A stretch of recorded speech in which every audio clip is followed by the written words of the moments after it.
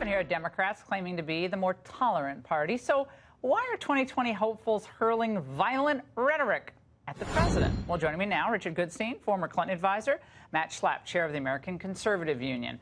All right, I want to take you both through some of the language that Trump and the Democrat candidates have been using over just the past 24 hours. Now, earlier today, President Trump talked about how he was targeting new states ahead of 2020. So what are his potential opponents targeting? Well, here's Cory Booker. My testosterone sometimes makes me want to feel like punching him. Okay, we really need to play the longer version of that. But what was that last night? That was just an odd moment. First of all, you're not allowed to make public attacks or references to attacking the president. Second of all, their whole thing is about how Trump's language is out of bounds and he's causing all this hostility.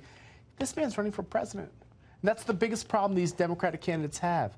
The American people are practical. Do they think these people are ready to lead with statements like that? Richard, I mean, again, the longer version is actually really hilarious, but that was just a strange moment.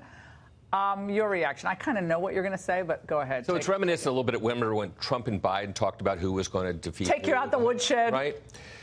But I don't think you or Matt quite appreciate this. When Democrats hear that crowd chanting, send her back, and Trump sits back there for 13 seconds, does nothing, then the next day says, I tried to stop it, like we're all idiots and blind, and there's no such thing as videotape. It does make people feel pretty angry. Is punching him in the face the appropriate response?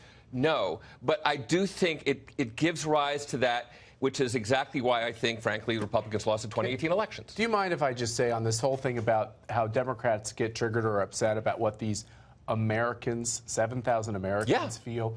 Can you understand how upset they are when they hear the squad and these other socialist Democrats running down America, running down these American values? That's why they're upset. It's not because they're racist. It's not because they have racial bigotry.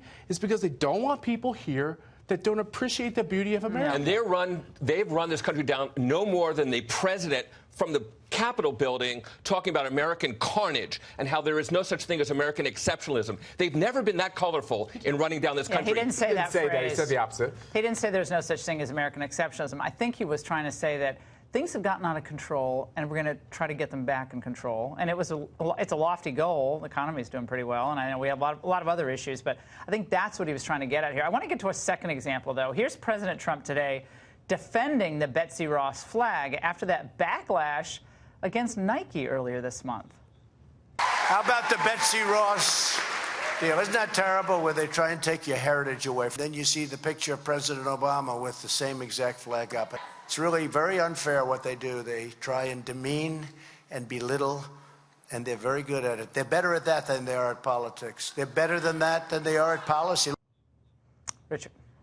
I think when he runs against Colin Kaepernick for president, he'll have a great issue. I don't hear any Democratic presidential candidate talking about the Betsy Ross flag.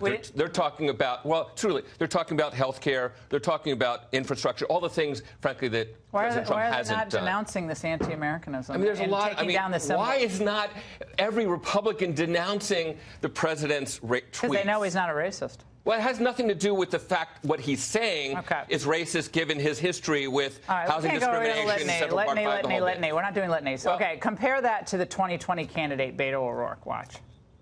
What we saw in North Carolina last week was almost an impromptu Nuremberg rally. Matt, standing up for the flag versus impugning Americans, that's not a good look. Yeah, once again, their problem, these Democratic candidates' problem is not with Trump. It's with the American people. It's what these people think that they have the problem with.